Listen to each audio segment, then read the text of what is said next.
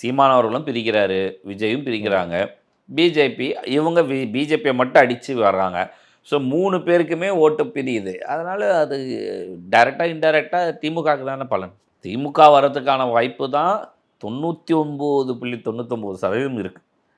இதில் எந்த மாற்றம் இல்லை. இப்போ இருக்க கள நிலவரம் இது நெரேட்டிவ் செட் பண்ணாங்க. பிஜேபி ஏடிஎம்கே சேர்ந்துச்சு, களம் மாறிடுச்சு, அப்படி இப்படின்னு சொல்கிறதெல்லாம் இல்லை, அரசுக்கு எதிரான ஆன்டி இன்கம்பன்சி வந்து அதிகமாக இருக்குது, நிச்சயமாக வந்து அதிமுக தான் ஆட்சி அமைக்கும் அப்படின்னு சொல்லிட்டு அதிமுக தரப்பில் தொடர்ந்து சொல்லப்பட்டுட்டு வருது. சொல்கிறாங்க. எந்தெந்த விஷயத்தில் இருக்குது. ஏன்ப்பா இங்கே ஒரு அண்ணா யூனிவர்சிட்டியோ கேஸ் ஒன்று இருக்குன்னா அங்கே ஒரு பொள்ளாச்சி இருக்குது. புரியுதா? எல்லா இடத்துலையுமே கம்பாரிசன். இது வந்து அரசியல் நம்ம பேச வரல, யாருக்கு சரி யார் தவறு நம்ம சொல்ல வரல. எல்லா இடத்துலையுமே இது பிரச்சனைகள் நடந்துட்டு தான் இருக்குது. இதை எப்படி ஹேண்டில் பண்ணுறோம், எப்படி கொண்டு போகிறோன்றது தான் விஷயம்.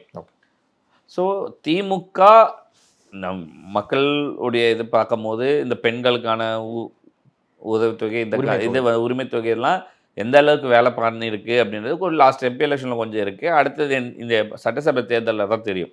அது இல்லாமல் இவங்களுடைய மேனிஃபெஸ்டோ என்ன சொல்ல போகிறாங்கன்றது இருக்குது. இதெல்லாமே தான் ஒரு மேஜர் பிளே. இது 2 to 3% இது தான் ப்ளே பண்ண போகுது.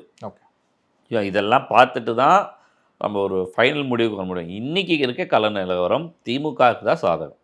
அதில் எந்த மாற்றம் கிடையாது.